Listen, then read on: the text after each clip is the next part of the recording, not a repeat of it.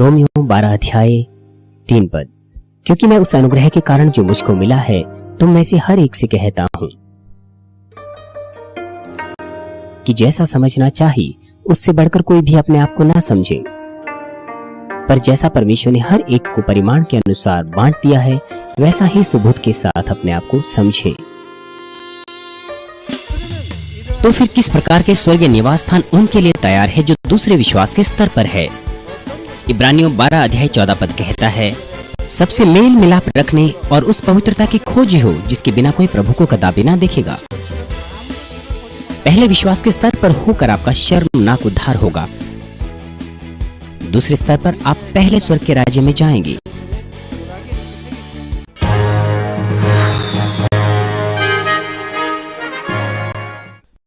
प्रिय श्रोताओं और टेलीविजन पर देख रहे दर्शकों, यदि आप वास्तविकता में परमेश्वर से प्रेम रखते हैं, बाइबल पर और स्वर्ग में विश्वास करते हैं, और साथ ही साथ यदि आप नई यरूशलेम के बारे में जानते हैं और विश्वास करते हैं, तो किस प्रकार का मसीह जीवन हमें जीना चाहिए। यदि आप केवल पालन करें जब आप सुनते हैं, तो आप तेजी से तीसरे विश्वास के स्तर में जा सकते हैं, यद्यपि आप नए ही विश्वासी क्यों ना हो, और साथ ही तीसरे स्तर से आप तेजी से चौथे स्तर में जाएंगे। जब मैंने एक पास्टर से या किसी से भी क्यों ना सुना, यहां तक कि जब मैं तीसरे विश्वास के स्तर पर था, मैंने अपने विचारों का इस्तेमाल नहीं किया, मैंने केवल आमीन कहा और जो कुछ उन्होंने कहा विश्वास किया। यदि यह भलाई थी और परमेश्वर का वचन था, मैंने सब कुछ का पालन किया। इसलिए मैं तीसरे स्तर को बहुत तेजी से पार कर पाया। इसलिए वह समय की अवधि जिसके दौरान मैं पहले और दूसरे विश्वास के स्तर में था, वो बहुत छोटी अवधि थी, और मैंने तेजी से तीसरे स्तर को भी पार कर दिया और चौथे स्तर में प्रवेश किया। और जिस दिन से मैं चौथे स्तर में आया, आशीषें मुझ पर आना शुरू हो गई। ये वो दिन था या अगला दिन था।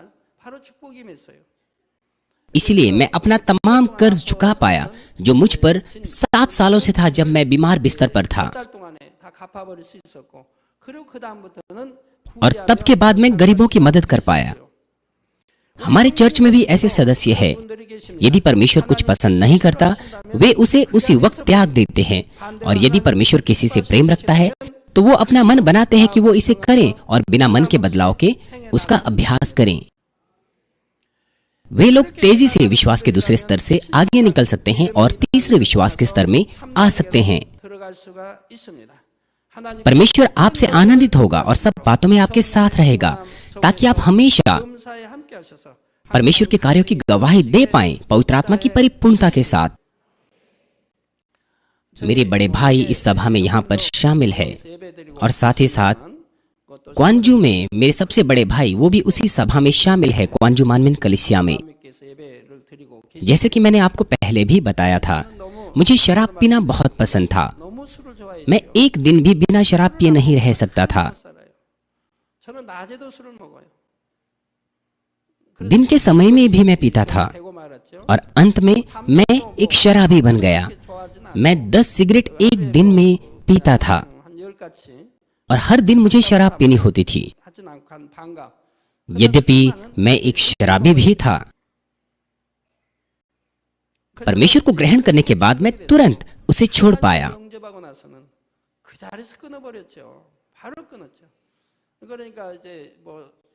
हमारे कभी कभार जन्मदिन होते हैं, समारोह होते हैं, उस वक्त हम भाई इकट्ठे हुआ करते थे और वहां पर वो शराब पीना शुरू करते थे। यहाँ तक कि वो मुझे भी पीने को कहते थे, तो मैं पीता नहीं था और ना ही मैं उन्हें शराब देता था। सबसे पहले तो वे थोड़े से निराश हुए, थोड़ा सा पहले मुझे उसके लिए सताव झेलना पड़ा, लेकिन जो भी है, जब मैंने परमेश्वर का वचन सुना, मैंने उसे छोड़ दिया। विश्राम दिन के साथ भी ऐसा ही था। प्रभु को ग्रहण किए हुए लंबा समय नहीं हुआ था, तो मेरी माँ ने भी अपनी तमाम मूर्तियां निकाल फेंकी। जैसे ही उसे पता चला कि मैं चर्च में चंगा हुआ हूँ, वो बहुत खुश हुई और वो तुरंत चर्च में आना शुरू हो गई। हालांकि चर्च बहुत दूर था और वो 70 साल से भी ऊपर की थी।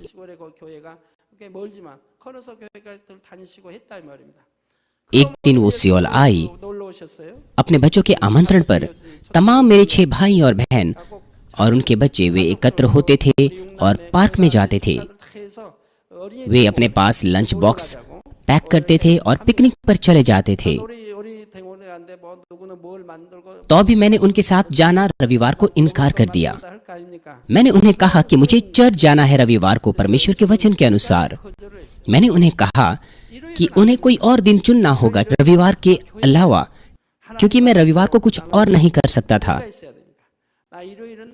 जब मैं एक नया विश्वासी था, मैं नहीं जानता था कि अच्छे से कैसे बात की जाए, इसलिए मैंने केवल इनकार कर दिया। यहाँ तक कि जब मेरी प्रिय माँ वो इतनी दूरी से आई हुई थी और मेरा पूरा परिवार एकत्र था, मैंने रविवार को उनके साथ शामिल होना इनकार कर दिया। मेरी पत्नी के साथ भी ऐसा ही था। यदि उनके भतीजों की रविवार को शादी हुई तो वो उन शादियों में नहीं गई। जब ऐसा 2 बार, 3 बार या 4 बार या इस तरह से होता गया तो उन्होंने इस बात को पहचाना। उन्होंने सोचा कि वो रविवार को किसी भी समारोह में शामिल नहीं हो सकती है। जब उन्हें इस बात का पता चला तो उन्होंने उन पर सताव करना छोड़ दिया। बजाय इसके बाद में उन्होंने कहा कि विश्वासियों को उसी प्रकार का जीवन जीना चाहिए। यहाँ तक कि जब हम नए विश्वासी थे, हमने समझौता नहीं किया, हमने केवल पालन किया और परमेश्वर के वचन का अनुसरण किया। इसीलिए मैं तेजी से चौथे विश्वास के स्तर में जा पाया। और यहाँ तक कि जब मैं एक डीकन था, परमेश्वर के सामर्थ्य कार्य प्रकट होते थे। कलीसिया की शुरुआत में परमेश्वर की सामर्थ्य मुझ पर उतरी कि मृतक जी उठे, अंधे देखने लगे और गूंगे बोलने लगे। वे जिनको अंतिम स्तर का कैंसर था और जो व्हील चेयर पर थे, वे उठ खड़े हुए और चलने लग गए। वे जो बांझ थे वो बच्चा पैदा कर पाए जब उन्होंने प्रार्थनाओं को ग्रहण किया। यातायात की दुर्घटना के बाद टूटी हड्डियां जुड़ गई। ये चीजें कलीसिया की शुरुआत से ही प्रकट हुई। और उस वक्त सर्दियों में वे कोयले की अंगीठियां जलाया करते थे, इसीलिए सर्दियों में गैस के जहर से बहुत से लोग मर जाते थे। वे जो गैस के प्रभाव में बहुत समय तक रहते थे या पूरी रात भर, वो टैक्सी में या दूसरे लोगों के द्वारा चर्च में लाए जाते थे। हालांकि लंबा समय हो चुका था जबकि वो बेहोश पड़े हुए थे, लेकिन मेरे पास आने के बाद मैंने उनके लिए प्रार्थना की और मैं देखता था कि कितना लंबा समय लगता था। ज्यादा से ज्यादा 2 मिनट लगते थे। उनका शरीर पूरा ठंडा होता था बेहोशी के कारण, लेकिन 2 ही मिनट में वे होश में आ जाते थे और सामान्य हो जाते थे। मैं देखता था कि कितना लंबा समय इसमें लगता था। 2 ही मिनट के बाद वे सामान्य हो जाते थे और ना ही उनके कोई दुष्प्रभाव होते थे। आप में से यहाँ पर ऐसे बहुत से हैं जो मेरी प्रार्थनाओं के द्वारा वापस जिन्होंने जीवन प्राप्त किया। पास्टर 6 वो भी प्रार्थनाओं के द्वारा चंगे हुए। क्या कोई दुष्प्रभाव है उन पे? वो लगभग मर चुके थे लेकिन जीवित हो उठे। उस बात के लिए धन्यवादी होकर उनकी पत्नी अभी भी स्वयं सेविका का कार्य मेरे घर पर करती है शुक्रवार को, केवल उस अनुग्रह के लिए धन्यवादी होकर। और साथ ही साथ आप सब जानते हैं कि सीनियर डिकनेस इंडु किम 3री डिग्री तक वो जल चुकी थी। लगभग उनका पूरा शरीर चंगा हो गया। परमेश्वर की सामर्थ्य मुझ पर थी क्योंकि मैं संपूर्ण आत्मा में आ चुका था। मैंने इस कलीसिया की शुरुआत संपूर्ण आत्मा में आने के बाद शुरू की।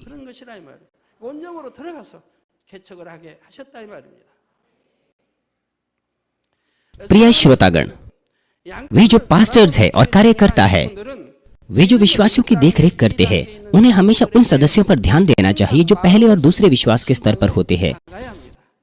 लेकिन एक चीज के बारे में आपको सावधान रहना चाहिए जब आप कमजोर विश्वासियों को सम्मति देते हैं। रोमियो 12 अध्याय 3 पद के आज के पढ़े हुए पाठ में कहता है, क्योंकि मैं उस अनुग्रह के कारण जो मुझको मिला है तुम में से हर एक से कहता हूँ कि जैसा समझना चाहिए उससे बढ़कर कोई भी अपने आप को ना समझे, पर परमेश्वर ने हर एक को परिमाण के अनुसार बांट दिया है, वैसा ही सुबोध के साथ अपने को समझें।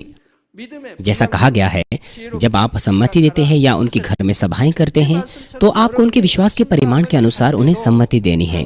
उदाहरण के लिए, मान लीजिए ऐसा कोई नया विश्वासी है जो रविवार को केवल सुबह की सभा में आता है और दोपहर बाद अपनी दुकान खोलता है। यदि आप उसे ये कहेंगे कि अगर आप संपूर्ण विश्राम दिन को पवित्र नहीं मानोगे तो आपका उद्धार नहीं होगा, तो फिर क्या होगा? संयोगवश वह एक ऐसे व्यक्ति में बदल सकता है जो संपूर्ण विश्राम दिन को पवित्र मानता हो, लेकिन ज्यादा संभावना यह है कि उसे बुरा लग सकता है, तो यहाँ तक कि रविवार की सुबह की सभा में भी नहीं आएगा, ये सोचते हुए कि मसीह होना बहुत मुश्किल है, क्योंकि अभी उनके पास अपनी दुकान को रविवार को बंद करने का विश्वास नहीं है कि वे आराधनाओं में आए। इसीलिए आपको उन पर दबाव नहीं डालना चाहिए, उनका विश्वास बढ़ना चाहिए, क्योंकि वह अभी पहले और दूसरे विश्वास के स्तर पर ही है।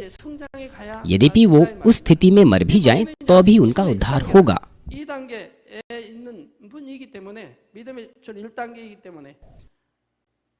क्योंकि उनके पास केवल छोटे बच्चे का विश्वास था, इसलिए वे बचाए जाएंगे।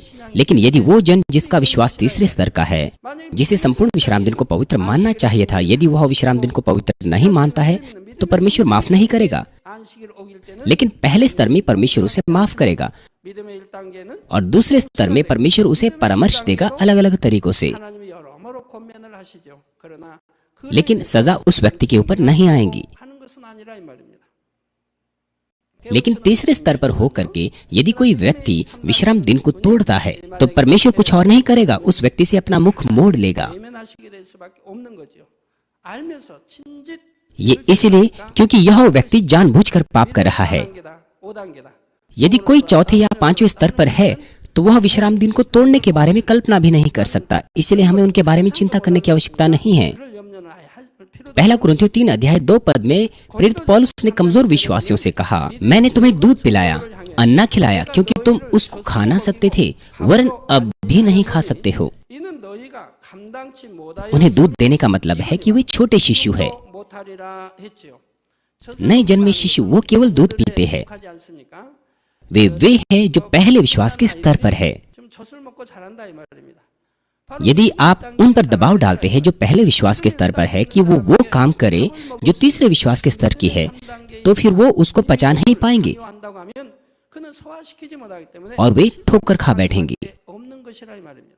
कुछ लोगों के लिए जब आप उन्हें चर्च में लाते हैं और उन्हें चर्च में पंजीकृत करते हैं, तो भी लगातार आपको उन्हें रविवार को उनके घर से चर्च लाना है। हो सकता है वे कुछ महीनों के लिए चर्च आएं और फिर छोड़ दें, तो फिर आप उनके घर जा सकते हैं, उनमें विश्वास उत्पन्न कर सकते हैं, वापस चर्च में आप उन्हें ला सकते हैं। और 2 या 3 बार इसे दोहराने के बाद आपको थकना नहीं चाहिए, आपको त्यागना नहीं चाहिए, अपने आप को मुड़कर आपको देखना चाहिए, आदि में आपका विश्वास कैसा था। यद्यपि आप उस प्रकार नहीं थे शुरुआत में, लेकिन बहुत से लोग उस तरह से कार्य कर सकते हैं। इसलिए आपको उन्हें समझना है, उनके घर जाना है, उनके लिए प्रार्थना करनी है, विश्वास उत्पन्न करना है और उनके लिए उपवास करना है। पिछली बार एक शाखा कलीसिया के एक सेवक ने मुझे पत्र लिखा, ये कहते हुए कि उसकी कलीसिया में एक विश्वासी है। कुछ महीनों तक ये सदस्य चर्च में आता है और फिर आना छोड़ देता है। इसलिए ये पास्टर उसके घर जाता है और उसके बाद वो फिर चर्च आता है। लेकिन कुछ समय के बाद उस व्यक्ति ने कहा कि उसके लिए बहुत मुश्किल था चर्च आना, इसलिए वह चर्च छोड़ के चला गया और उस पास्टर को बड़ी हताशा हुई और इसीलिए उसने उसे छोड़ देने के बारे में सोचा। लेकिन जब उसने चरवाहे के बारे में सोचा, तो उसने सोचा कि मेरे सीनियर पास्टर किसी भी आत्मा को नहीं छोड़ते हैं। इस मामले में उसने क्या किया होगा? उसने अपना मन बदला और फिर से वह उस सदस्य के घर गया। हालांकि वो गांव में रहता था, काफी दूर था। जब वह उसके घर गया तो उसने उस पास्टर का स्वागत किया। पहले वो ये कहता था कि चर्च बहुत दूर है और उसे वहां आना पसंद नहीं था और उसके कारण वो अब चर्च में नहीं आएगा। लेकिन अब जब यह पास्टर उसके घर गया, तो वो सदस्य उस पास्टर को घर आते देखकर बहुत खुश हुआ। उसने कहा कि उसने महान चीज का एहसास किया। हाँ, विश्वासियों को पालना बढ़ाना आसान नहीं है जो दूध पी रहे हो, कि वो फिर नरम खाना खाएं और फिर कठोर खाना खाएं। लेकिन आपको प्रेम, धीरज और विश्वास के साथ उन्हें बड़ा करना है। आपने अपने बच्चों को भी उसी तरह से पाला बड़ा किया। क्या होगा यदि आप एक छोटे बच्चों को चावल या मीट खिलाएं जो केवल दूध पीता हो? यहाँ तक कि हम ऐसा सोच सकते हैं कि हम उसे अच्छा खाना खिला रहे हैं उस बच्चे को उसके जीवन के लिए, लेकिन उसका जीवन मुश्किल में आ सकता है। लेकिन इसका मतलब यह नहीं कि आपको उन्हें त्यागना है या छोड़ देना है उन नए विश्वासियों को जो विश्राम दिन को पवित्र नहीं मानते हैं। आपको उसे अवसर और समय देना है कि वह समझे कि परमेश्वर की इच्छा क्या है। आप उन्हें कह सकते हैं कि परमेश्वर कितना आनंदित होता है जब हम उचित विश्राम दिन को मानते हैं और कैसे हम आत्मिक और शारीरिक आशीषें पा सकते हैं विश्राम दिन को पवित्र मानने के द्वारा उन्हें गवाहियां देते हुए। इस तरह से आप उनमें विश्वास उत्पन्न कर सकते हैं और उन्हें ताकत दे सकते हैं ताकि वो अपने विश्वास से कार्य करें। बीमारियों के साथ भी ऐसा ही है। जब एक नया विश्वासी जिसके पास पर्याप्त विश्वास नहीं होता है यदि वह बीमार हो जाए तो फिर डॉक्टर के पास जाने से आप उन्हें नहीं रोक सकते ये कहते हुए कि आप किसी भी बीमारी से प्रार्थना से चंगे हो जाएंगे। हमारे पास बहुत सी गवाहियां और असंख्य ऐसे मामले हैं हमारे चर्च में। इसीलिए उनके द्वारा आप उनमें विश्वास उत्पन्न कर सकते हैं और उनकी मदद कर सकते हैं कि वे अपने विश्वास से परमेश्वर के सम्मुख आएं। लेकिन यदि वह अपना विश्वास नहीं दिखाते तो दूसरों को उन पर दबाव नहीं डालना चाहिए। और इसके अलावा जब आपके घर में सभाएं होती हैं या फिर सम्मति देते हैं आप या मिशन का काम करते हैं, आपको सब कुछ केवल अपने ही विश्वास से नहीं करना चाहिए वरन आपको दूसरे लोगों के विश्वास का परिमाण का भी ध्यान देना चाहिए। इसलिए आपको उनकी मदद करनी चाहिए जिनका विश्वास कमजोर है कि वे परमेश्वर के प्रेम का एहसास करें और स्वर्ग राज्य की उत्कंठा रखें ताकि वे परिपूर्णता से तीसरे विश्वास के स्तर की ओर दौड़ पाएं। तो फिर किस प्रकार के स्वर्गीय निवास स्थान उनके लिए तैयार है जो दूसरे विश्वास के स्तर पर है? इसके विषय में मैं अगले सत्र में आपको बताऊंगा। आइए इस संदेश का निष्कर्ष मैं आपको दूंगा। प्रिय श्रोताओं, पहले और दूसरे स्तर का विश्वास वो सबसे आधारित विश्वास के स्तर है। यदि आप इन विश्वास के परिमाणों से उद्धार पाते हैं तो फिर जिसे शर्मनाक उद्धार कहा जाता है आप उसे प्राप्त करते हैं। पहले विश्वास के स्तर में होने के द्वारा आप शर्मनाक उद्धार प्राप्त करेंगे। दूसरे स्तर में आप पहले स्वर्ग के राज्य में प्रवेश करेंगे क्योंकि शर्मनाक उद्धार से आप मुश्किल से ऊपर आ पाए हैं। उन्होंने यहाँ तक कि वो पाप भी दूर नहीं किए जो उन्होंने क्रियाओं में किए परमेश्वर के वचन को जानने के बावजूद भी। पहले विश्वास के स्तर में होने के द्वारा आप शर्मनाक उद्धार प्राप्त करेंगे। दूसरे स्तर में आप पहले स्वर्ग के राज्य में प्रवेश करेंगे। इब्रानियों 12 अध्याय 14 पद कहता है, सबसे मेल मिलाप रखने और उस पवित्रता के खोजी हो जिसके बिना कोई प्रभु को कदापि ना देखेगा। अब आप आत्मा के बारे में सीख रहे हैं। आप स्वर्ग और नरक जानते हैं। आप जानते हैं कि यह आयत ऐसा क्यों कहती है। आप जानते हैं कि यद्यपि आप स्वर्ग में भी जाए तो भी आप प्रभु को नहीं देख पाएंगे। परमेश्वर का वचन जैसा है वो बिल्कुल सत्य है क्योंकि उन्होंने वो पाप भी दूर नहीं किए हैं जो क्रियाओं में किए जाते हैं। तो तमाम लोगों के साथ मेल मिलाप की तो बात ही छोड़िए, पवित्रीकरण की तो बात ही छोड़िए। इसलिए वे प्रभु के मुख को नहीं देख पाएंगे।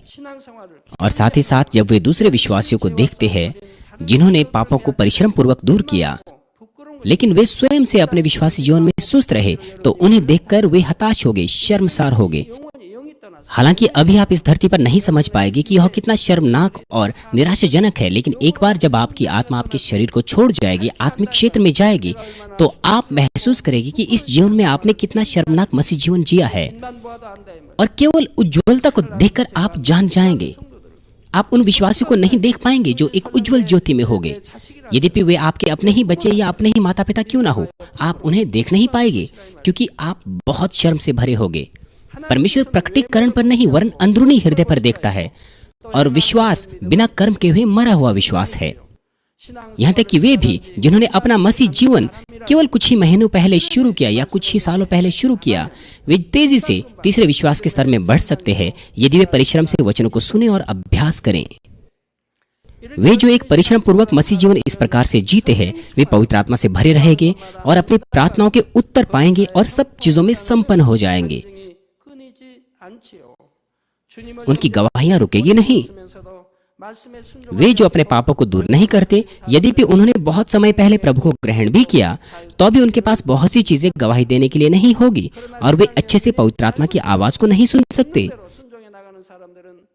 लेकिन वो जो यहाँ तक कि लंबे समय से मसीह ना भी हो, वो पवित्र आत्मा की आवाज को सुन सकते हैं, अगुवाई पा सकते हैं यदि वे पालन करें जो कुछ वो सुनते हैं। वे बहुत सी आत्मिक चीजों का अनुभव करेंगे। मेरे अनुभव में पहले विश्वास के स्तर में मैं कुछ नहीं जानता था, इसलिए मैंने पवित्र आत्मा की आवाज को नहीं सुना। लेकिन दूसरे स्तर से मैंने पवित्र आत्मा की आवाज को सुनना शुरू किया और परमेश्वर ने भी मुझे प्रशिक्षित किया कि कैसे पवित्र आत्मा की आवाज सुनी जाए। ये उस समय के दौरान था जब मैं नया विश्वासी था। वे जो परमेश्वर के वचन का पालन करते हैं वे पवित्र आत्मा की आवाज को सुनते हैं। वे जो पालन करते हैं वे परमेश्वर के वचनों को वैसे ही सुनेंगे जैसे है और आमीन के साथ उन्हें ग्रहण करेंगे, चाहे वो प्रचारक, पास्टर हो, सेल लीडर हो या सेमिनरी का कोई विद्यार्थी हो। आप अपने विचारों को सम्मिलित नहीं करेंगे और परमेश्वर के वचनों को छानेंगे नहीं। वे जो पालन करते हैं आप और भी अधिक पवित्र आत्मा की आवाज को सुन पाएंगे, यहाँ तक कि शारीरिक तौर पर भी। यदि छोटा बच्चा अगर पालन करता है और बड़े बच्चे के समान अपने माता पिता को खुश करता है तो वह अपने माता पिता से उमड़ता हुआ प्रेम पाएगा। उसी प्रकार से यद्यपि किसी का विश्वास छोटा ही क्यों ना हो, यदि वह अपने विश्वास से पार करते हुए विश्वास की क्रियाओं को दिखाता है तो परमेश्वर उनसे आनंदित होगा और साफ तौर पर उसे प्रमाण दिखाएगा कि वह उसे प्रेम रखता है। इसलिए आप नए विश्वासियों से बहुत सी गवाहियां सुनते हुए नए नए चर्च में होते हैं, लेकिन वो बीमारियों से चंगे हो जाते हैं या फिर वो उत्तर प्राप्त करते हैं। वे लोग हमेशा जो कुछ मांगते हैं उत्तर प्राप्त करते हैं। वे नए विश्वासी हैं, लेकिन वे कहते हैं कि वो अपनी तमाम प्रार्थनाओं के उत्तर प्राप्त करते हैं। वे पवित्र आत्मा से भरे रहते हैं। तमाम प्रकार की आराधना सभा में आना उन्हें आनंद लगता है और विश्वासियों की संगति को देखना। सेल ग्रुप सभा में परमेश्वर की स्तुति करने में वे आनंद महसूस करते हैं। वे परमेश्वर के वचनों को परिश्रम पूर्वक सुनने की कोशिश करते हैं। वे उन चीजों को करने की कोशिश करते हैं जो चौथे विश्वास के स्तर पर है, इसलिए वे उनके अनुसार उत्तर प्राप्त करते हैं। लेकिन वे हर वक्त उत्तर प्राप्त नहीं करते। 2 या 3 महीने के बाद आप उन्हें देखिए, उनकी गवाहियां गायब हो जाती है। क्यों है ऐसा? ये अच्छा होता कि अगर वो उस परिपूर्णता को हर वक्त बनाए रखते, लेकिन परीक्षाओं और आजमाइशों में जब वे वचनों के अनुसार नहीं चलते, जब वे वचन का पालन नहीं करते कुछ बात के कारण, तो वे अनुग्रह खो बैठते हैं। फिर वे चौथे स्तर के उन कामों को नहीं कर पाते हैं, वे वापस पहले स्तर में आ जाते हैं। इसलिए उस वक्त के बाद वे अपनी तमाम प्रार्थनाओं के उत्तर प्राप्त नहीं करते। मुझे आशा है कि आप परिश्रम पूर्वक परमेश्वर के वचनों को सुनेंगे और सीखेंगे, अपने हृदय और क्रियाओं के द्वारा उसका अभ्यास करेंगे। ऐसा करने के द्वारा आपका विश्वास उस स्तर में पहुंचने पाए जिससे परमेश्वर प्रसन्न हो और आप परमेश्वर के द्वारा इस धरती पर प्रेम पाने के गवाह बनो और स्वर्ग के राज्य में भी। प्रभु के नाम से मैं प्रार्थना करता हूँ।